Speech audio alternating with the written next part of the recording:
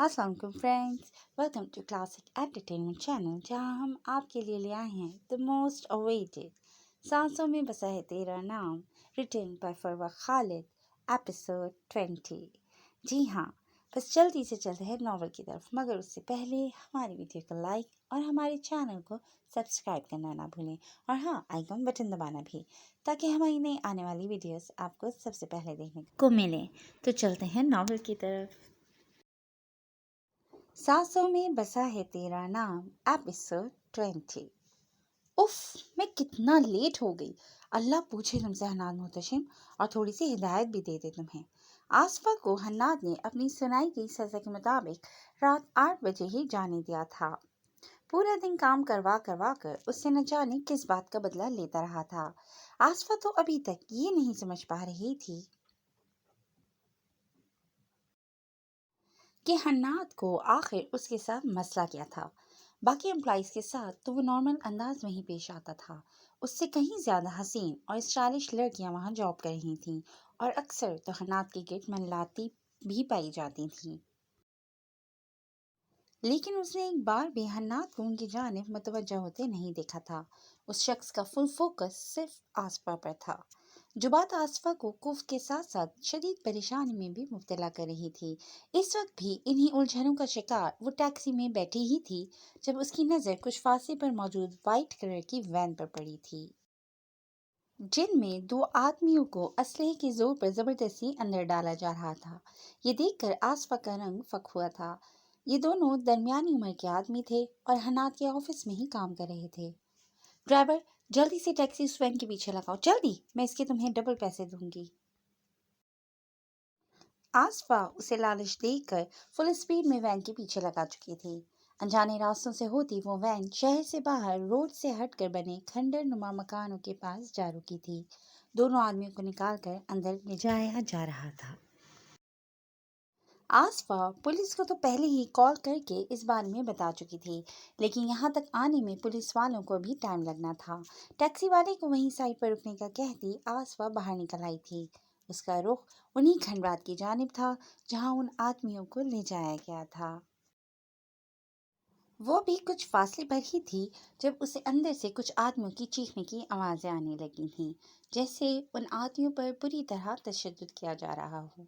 आसपास वो दिलदोज़ चीखें सुनकर ही पसीने में नहा गई थी। एक पल के लिए उसका दिल चाहा था यहीं से वापस पलट जाए, मगर फिर अंदर होते जुल्म से भी वो आंखें नहीं फेर सकती थी। वो शुरू से ऐसी ही थी, दूसरों की फिक्र और मदद करने के चक्कर में अपनी सेफ्टी भी दांव पर लगा देती थी, जैसा वो इस वक्त कर रही थी। बिना अंदर मौजूद खतरे की परवाह किए वो कदम आगे की जानिब बढ़ा गई थी। दरवाजे पर दो हट्टे कट्टे आदमी असलहा उठाए खड़े थे। आसफा फौरन पीछे हुई थी। क्या करूं मैं अब?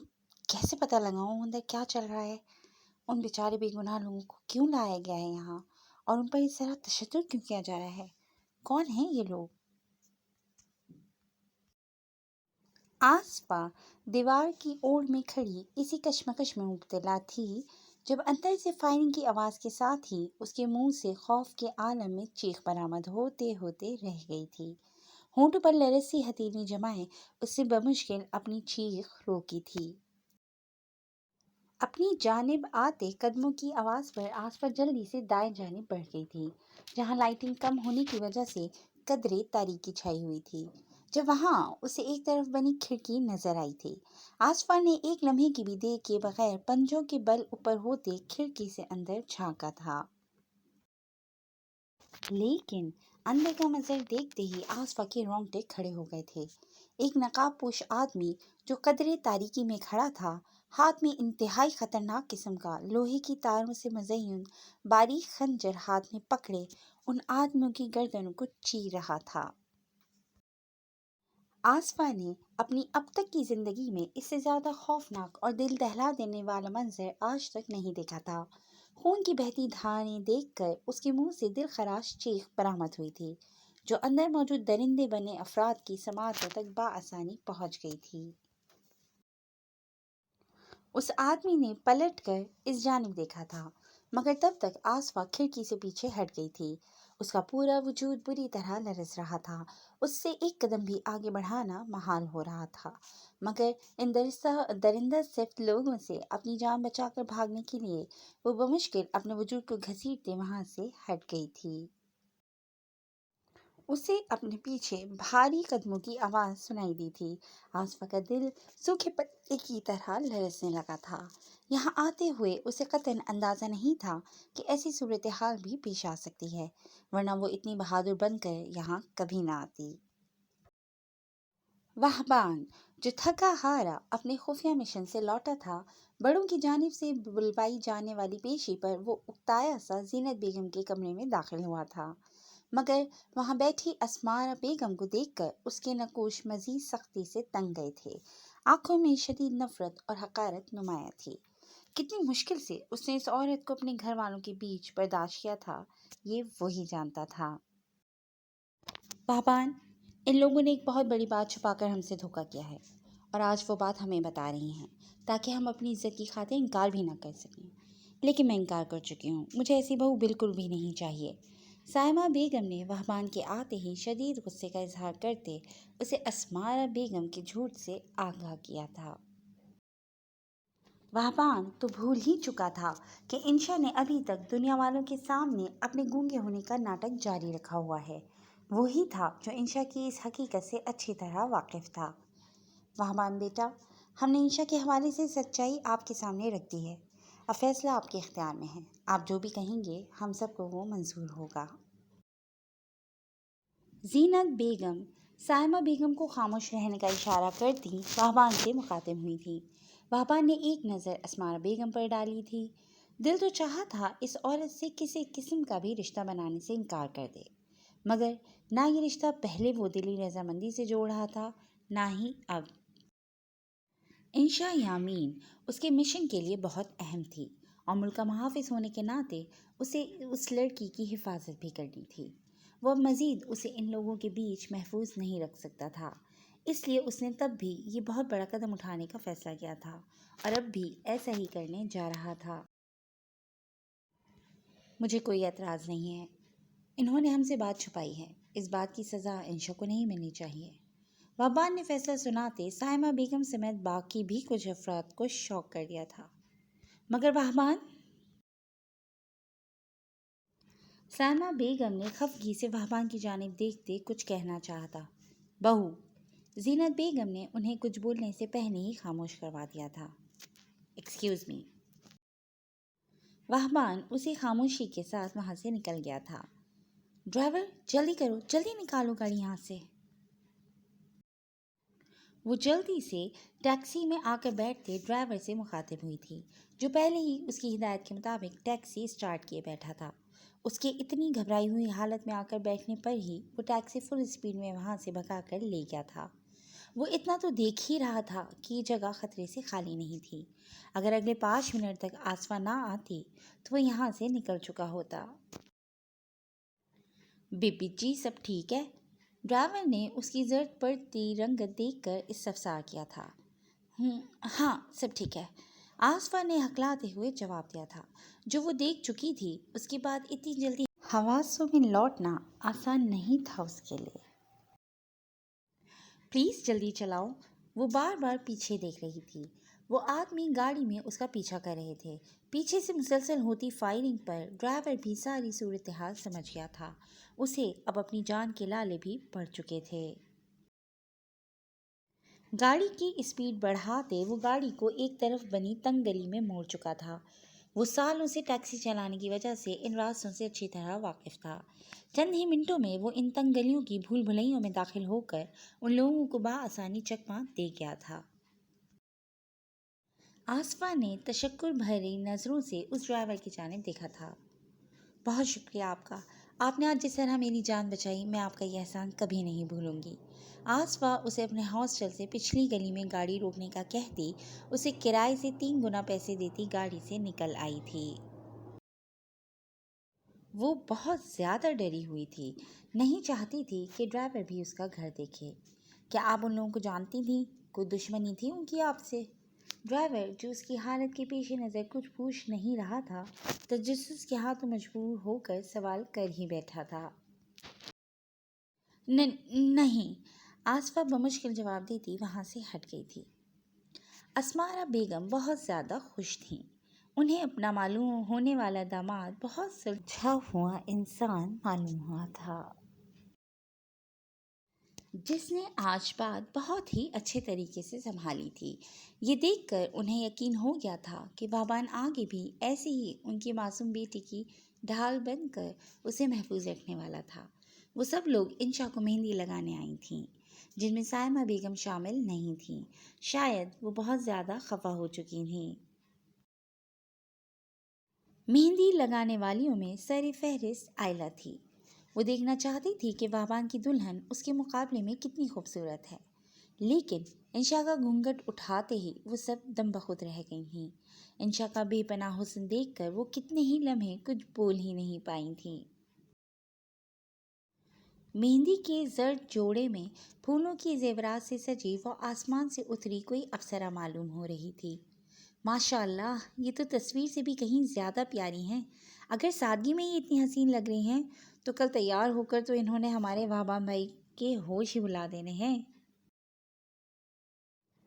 وہ سب ایک دوسرے کے کانوں میں سرگوشیاں کرتی بڑی خواتین کو مہندی کی رسم کرتے دیکھ رہی تھیں، جبکہ انشا مسلسل خود کو گھورے جانے پر اچھی خاصی کنفیوز ہو چکی تھی۔ ہر گزرتے لمحے کے ساتھ اس کی بے چینی مزید بڑھتی جا رہی تھی۔ دو نقاب میں چھپی گہری سرد آنکھیں بار بار اس کے تصور میں جھلملاتی اس کا چین و سکون چھین رہی تھیں۔ انشا کو سمجھ نہیں آ رہا تھا کہ آخر وہ اس کٹھور اور گھمنڈی انسان کے بارے میں اتنا کیوں سوچ رہی تھی۔ اپنے دل میں اس کے لیے موجود پسندیدگی تو وہ بہت پہلے سے اپنے اندر دبا چکی تھی۔ پھر یہ بے چینی کیسی تھی؟ سر، ہم نے پکڑنے کی بہت کوشش کی، مگر وہ لڑکی ہمیں چکما دے کر بھاگ نکلی، لیکن ہمارے آدمی ابھی بھی اسے تلاش کرنے کے لیے پوری طرح سے سرگرم ہیں۔ وہ شاید جانتی نہیں ہے ہم سے بچ پانا ناممکن ہے۔ نیم تاریکی میں بیٹھا شخص ریوالونگ چیئر پر جھولتا، دوسری جانب سے دی جانے والی اطلاع سنتا اپنی مٹھیاں سختی سے بھینچ گیا تھا۔ خون سے بھرا اس کا پسندیدہ آلہ اس وقت اس کے سامنے ٹیبل پر پڑا تھا۔ اس سے اس نے نہ جانے کتنے لوگوں کی جانیں لی تھیں، مگر آج تک کوئی دوسرا انسان اسے اس کے اس درندہ صفت روپ میں نہیں دیکھ پایا تھا، مگر کل اس کے پسندیدہ ترین وقت میں سنائی دی جانے والی نسوانی چیخ اس کا موڈ بری طرح خراب کر گئی تھی۔ اس وقت سے اس کے آدمی اس لڑکی کو ڈھونڈ رہے تھے، مگر وہ لڑکی مل نہیں پا رہی تھی،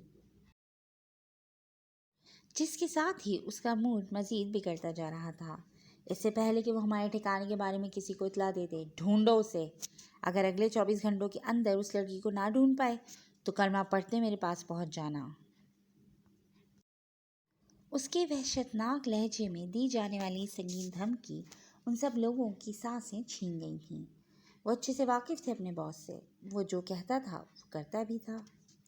سر، ہم بہت جلد اس لڑکی کو ڈھونڈ لیں گے، اس کا آدمی گھبرائے لہجے میں جواب دیتا فون بند کر گیا تھا۔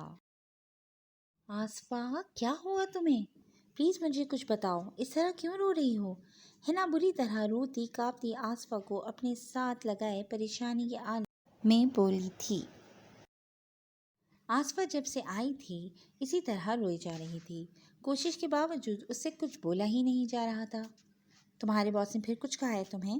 حنا کو یہی لگ رہا تھا کہ پھر حناد محتشم نے ہی اسے کوئی ڈرایا یا دھمکایا ہوگا، لیکن وہ اپنی دوست کو بھی اچھی طرح جانتی تھی، جو کسی عام بات پر تو اتنا شدید ریئیکٹ نہیں کر سکتی تھی۔ ضرور کچھ بڑا ہوا تھا جس نے آصفہ کی یہ حالت کر دی تھی۔ وہ وہاں خون، قتل۔ آصفہ ہچکیوں کے بیچ بمشکل یہی الفاظ ادا کر پائی تھی۔ کٹی ہوئی گردن اور ندی کی طرح کسی انسان کا بہتا خون، یہ خوفناک منظر اس کے کمزور دل پر بہت گہرا صدمہ چھوڑ گیا تھا۔ وہ مزید کچھ نہیں بول پائی تھی اور اگلے ہی لمحے ہوش و خرد سے بیگانہ ہوتی حنا کی باہوں میں جھول گئی تھی۔ آصفہ، آنکھیں کھولو۔ آصفہ، کیا ہوا ہے تمہیں؟ یا اللہ، ساری مشکلات اور مصیبتیں میری دوست کی زندگی میں ہی کیوں لکھ دی گئی ہیں؟ اس کے حصے کی خوشیاں کب ملیں گی اسے؟ پلیز اس کی ساری تکلیفیں ختم کر دیں اور اس حنات محتشم جیسے جلاد سے جان چھڑوا دیں پلیز، وہ بہت برا انسان ہے۔ آسفا مزید اس کا ٹارچر برداشت نہیں کر سکتی۔ ہنا اسے بیڈ پر لٹا کر ڈاکٹر کو کال کرنے کے بعد اب اس کا ہاتھ تھام کر ہونٹوں سے لگائے آنسو بہاتی اپنے رب سے آسفا کے حق میں دعا گو تھی۔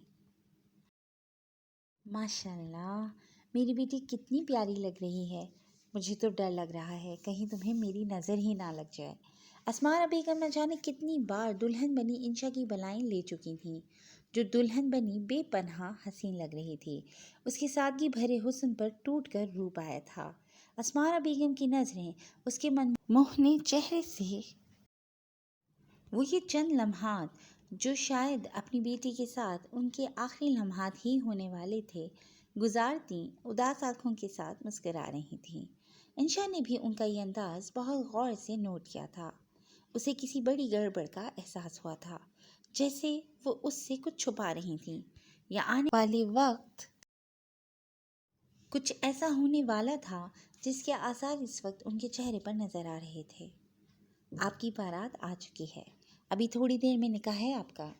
بیٹا، ہو سکے تو اپنی ماں کی اب تک کی خطائیں معاف کر دینا۔ میں جانتی ہوں دنیا کی سب سے بری ماں ہوں میں، جس نے آپ کو سوائے قید کے کچھ نہیں دیا، لیکن ان سب کے پیچھے میری کیا کیا مجبوریاں چھپی ہیں میں آپ کو بتا بھی نہیں سکتی۔ لیکن میں صرف اتنا چاہتی ہوں کہ آپ اپنی شروع ہونے والی اس نئی اور خوبصورت زندگی میں خوش رہیں اور پچھلی زندگی کی پرچھائی تک نہ ہو اس میں۔ اسمارا بیگم اس کے ہاتھ تھام کر پیشانی چومتی محبت اور فکر سے چور لہجے میں بولی تھیں، جس پر نہ چاہتے ہوئے بھی انشا دقتوں سے مسکراتی تھی۔ جب اسی لمحے دروازے پر نوک کرتے ملازمہ نے نکاح خواں اور باقی گواہان کے اندر آنے کی اطلاع دی تھی۔ جی فرینڈز، آج کے لیے بس اتنا ہی، مگر کہانی ابھی باقی ہے اور یقیناً اب آپ بہت ایکسائٹڈ ہوں گے کہ وہبان اور انشا کے نکاح کے بعد کیا صورتحال ہوگی۔ تو پھر جڑے رہیے کلاسک انٹرٹینمنٹ چینل کے ساتھ۔ انشاءاللہ بہت جلد نئی ایپیسوڈ کے ساتھ حاضر ہوں گے۔ تب تک کے لیے اپنا بہت خیال رکھیے گا۔ ٹیک کیئر اینڈ اللہ حافظ۔